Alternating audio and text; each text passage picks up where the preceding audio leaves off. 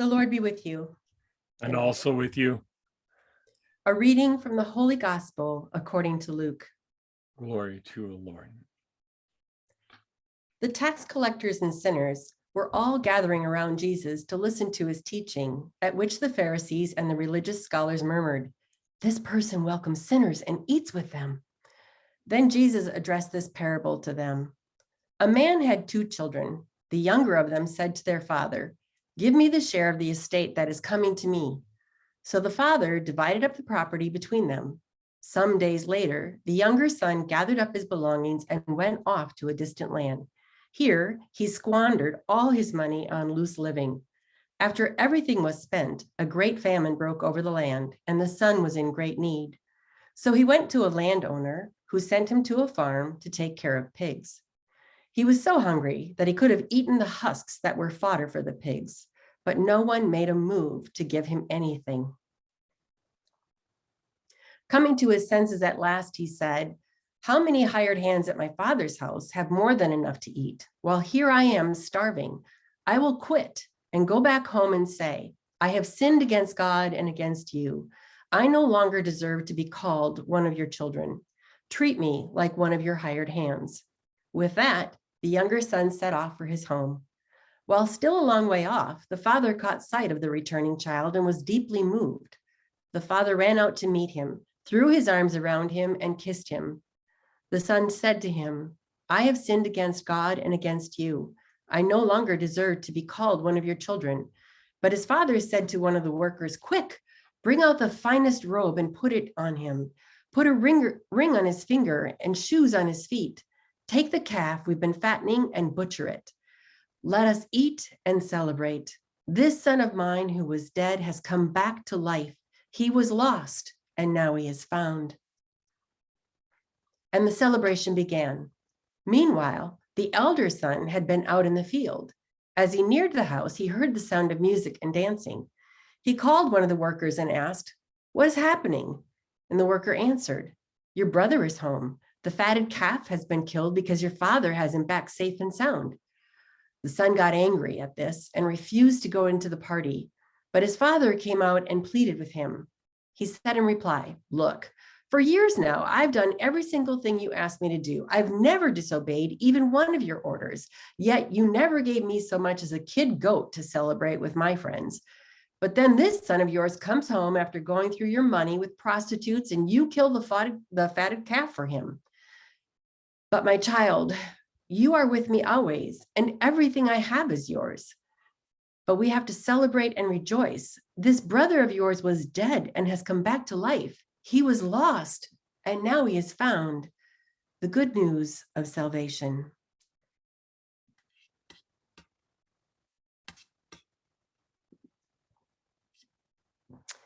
So, the parable of the prodigal son is identified as one of the most popular parables in the Bible. It's one of 3 stories that Jesus tells about something that is lost: a lost coin, a lost sheep, and a lost child. Each loss increases with value over time, ending with the most staggering of concerns, the loss of a soul. The idea of losing souls today is as relevant as it was in Jesus's time. Not only do we hear about it from news sources and neighbors alike, but we've all experienced the political, religious, racial, environmental, and economic fissures firsthand. And if I'm being honest, sometimes I feel a little lost myself. Like the father figure in this parable, you and I are worried about who's lost.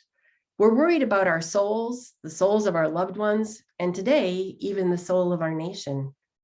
So I decided to go a little into our point of pain to find out who's really lost and who's not. As I prepared for tonight, I explored a ton of data from robust research institutes like the Pew Research Center, the Gallup Research Center, the Religion News Service, and the Institute for Family Services, to name just a few. And in sum, I'll say that most of those research bodies of information either suggested that religion as we know it is losing members altogether. In fact, some called it hemorrhaging, or that the faith-filled are out shopping for a new alternative and they're not having a lot of luck finding it. So I designed and conducted a survey around spirituality that many of you graciously took, and I'd like to show you the results of some of those findings. So hold on. First of all, we had 81 respondents, and they were all anonymous, and they ranged fully from 15 up to 70 plus, and they crossed all walks of life, and it wasn't just exclusive to our community. We had, most were women, we had men, and we had some who preferred not to say. And then as you look at the data chart on the second graph, you can see that if you go from the pink, the green, and the red, we were pretty much 50 and older when we answered this. But the good news is we did have some younger people who participated in the survey.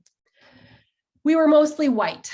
We did have some diversity. I left a spot for other, and what was interesting was a lot of us chose to fill in our heritage, which is such a cool indication of us wanting to really live into who we are as a people and bringing with us the richness of our heritage and thinking about who we are right now.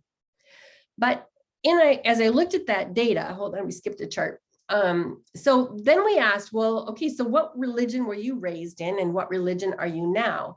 And what we saw was there were a lot more religions that we were raised in. So if you look at the top chart, you can see there's like 5 bullet points. We had someone who was Jewish, someone who was Muslim, agnostic, and Christian. So we had that range. But then if you go down to the bottom chart today, we have a smaller range. There's really only 3, and many people moved.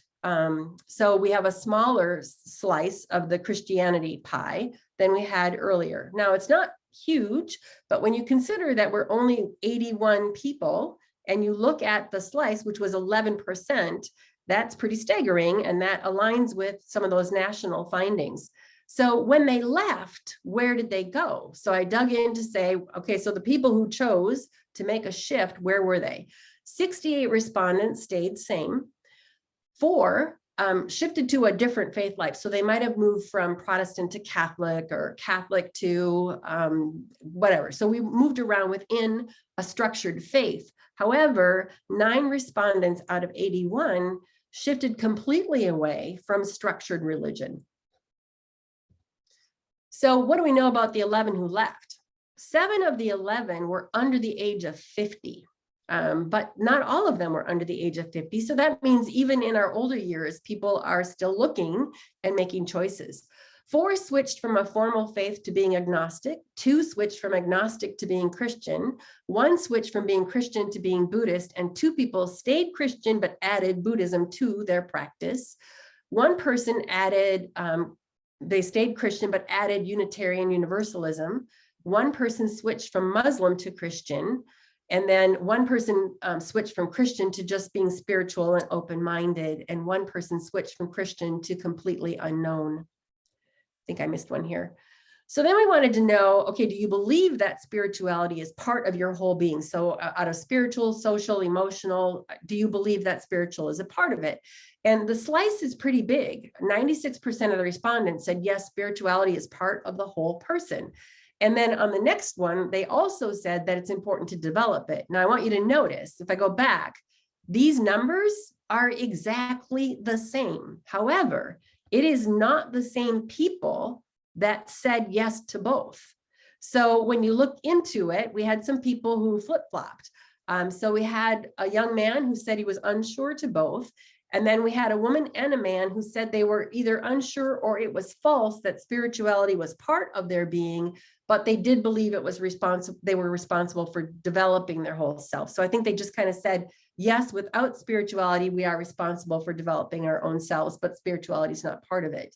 And then we had 2 women, someone young and someone older, who said that they believed spirituality was part of their upbringing or part of themselves, but they didn't believe that they were responsible for developing it.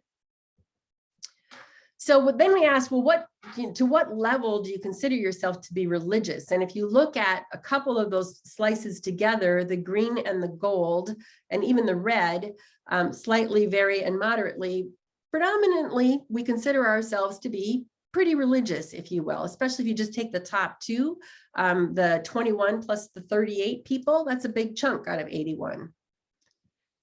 So then to what extent do you consider yourself to be spiritual? And this number is much bigger. And it wasn't just the religious who said this. In fact, I actually found people who found that they were religious, but they didn't agree that they were highly spiritual. So even those of us who are claiming to be Christian have this separation between religion and spirituality, which came out in a couple spaces. So if I put the two side by side, what you can see is there's far more in terms of the spirituality, and it's but it didn't go like lower. So if you were religious, you covered all the ranges, but if you were spiritual, you were either spiritual or you weren't. There wasn't kind of like a range in there. The majority of the respondents were moderately or very religious. More respondents felt more spiritual than religious, and the respondents who felt more spiritual were found in every category in the degrees of religion, including those who selected unsure. And this was fascinating. So then we asked, well, do you develop your spirituality, and do you need formal religion to develop your spirituality? And what these two charts tell me is we develop our spirituality without formal religion. That's what the majority of them said. It's true, we can do it without formal religion, but it's not necessarily best to do it on our own. So we don't want formal religion, but we do want community, is what they're saying here. We asked then, well, okay, so what do you do to develop your spirituality? And we had a lot of lovely answers. And what you can see here is prayer is the most popular. And then the next two are only off by one: meditating and communing with nature. You had 48 people and 49 people. Those three were the most popular. What I found fascinating in this was up above in the previous slide, they said they wanted to do spiritual development in community, but here, the second two most popular choices are reading scripture and reading non-scriptural text independently.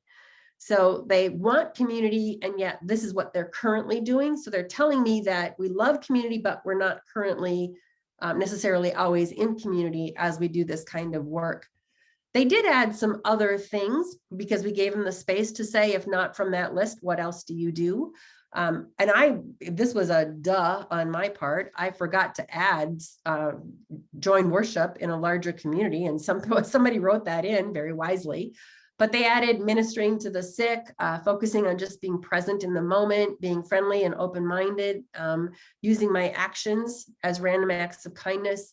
This one was searching both religious statements that might not be biblical and then biblical statements that I'm not familiar with. Somebody added writing separate from journaling. So I'm thinking that they're doing some more formal kind of writing.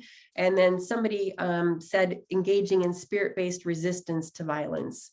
And another person added, well, I do kind things and I love to help people, but it's not in the name of faith. So we're talking about the prodigal son here. So people are leaving. What would it take to bring them back? Here are some of the common themes that emerged from the comments that were granted. Now, the survey allowed you to opt out of writing answers. So you could, in all of the ones where you had a multiple choice or true false, you had to answer. But when we got to the point where you could simply make a statement, very few people actually took that opportunity.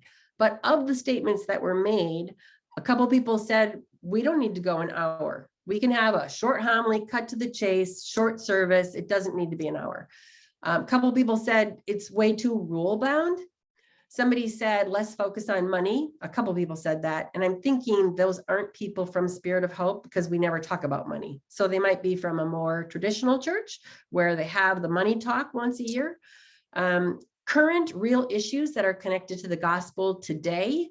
A lot of people, I thought, because it was in the tone, even though it wasn't a direct statement, but there was some comments about being less judgmental, being active audience engagement. So not just sitting and listening to the priest do the entire mass, the priest give the homily, but being more interactive during that experience. So it's not a one-sided, just recipient to presenter. Being better, more current music came up a couple of times. Being more welcoming. And I think somebody actually talked about being lonely in a crowd because a community doesn't always feel welcoming. And then several people, the most popular one was less scripted prayer. I think some of us who might go to church on a regular basis love ritual, but some of us love novelty, and scripted prayers, while they can put us into that meditative trance-like state and help us think, aren't always the way a lot of people want to do this work. And that was not specific to like only the younger people like that. I found those comments with older people as well. So that's a little bit about what I learned as I prepared for tonight. I did create a longer report that has all this data in it, and I'm giving it to Marty to distribute wherever and however he sees appropriate. I'm not certain you're going to want to read it, but I found it fascinating and I'd love to share. The good news is that I actually left this little study with a lot of hope. Maybe those who are lost aren't from a single race or background or age group. In fact, if we're thinking it's just the young, I have found that today's youth are smart, compassionate, driven leaders who are trying to make a difference in this world. And through my survey results, I found that most of the non-religious are often still very committed to developing their spiritual well-being. So let's return to the parable of the prodigal son then. Who is lost exactly? Of course, prodigal means recklessly extravagant and profusely wasteful. And in all the years that as I've grown up and listened to this parable on an annual basis, I've always thought that person is someone else. I stay in my lane. I follow the rules. I go to church. I do nice things. I'm that good girl. So it's the other person that's the one that's always getting in trouble over there. So when he comes back or she comes back, why should that soul be rewarded? And with a party, no less, when they return. And we've always seen that parent in this parable as the faithful, loving God whose unconditional love is blind to our many faults and who showers us with grace all over our many sins. Even to the human brain, this seems nonsensical. I mean, why should I stay in my lane and behave when I'm just going to be accepted and forgiven anyway? I'd rather be out having a little fun like my friend over there. So let me try to reframe the parable for today. Instead of identifying with one character in the story, try identifying with all three. If you're like me, then you can each still identify with being that obedient, loving child who still goes to church and does all the right work on a regular basis. But I'm guessing, if you're like me, that we each have a little prodigal in us somewhere. In the parable, the prodigal child doesn't just squander money, he squandered love. He was an abuser of grace. He thwarted unearned favor, and he ignored unmerited love. I'm certain there are many times in my life, whether accidentally or intentionally, I've done that too. This version of squandering comes in many forms. It's in the loved one who tried to help, but instead frustrated you. It's in the coworker who really wants to be your friend, but instead annoys you. It's in the stranger who offers you that note of unwelcome advice that only distracts and delays you. The list could go on and on. I'm guessing we all want a do-over from our weakest or most unflattering moment when we ourselves discarded grace in action. But we rarely get a do-over. So it's a bit of a relief to know that there's an all-loving God on my less than perfect side. And what if we each have that loving parent motif within us? I'm not suggesting we can replace God. Rather, I am suggesting that we are God's loving arms, God's gentle words, and God's non-judgmental heart here on earth. And there are an awful lot of souls who need a little mercy all around us. Over the past 6 years, especially over the last 2 during the pandemic, friendships and even families have fractured over disagreements. I've heard friends proudly announce how many people they've unfriended on Facebook. And I've heard family members who've expressed relief over who's not coming to the holiday party. I'm thinking the world at large would be a much better place with little drops of mercy all around it.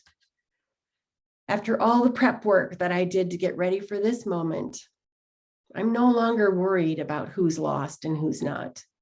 I'm not concerned about the young not going to church or the old not going to church or those who don't believe what I believe.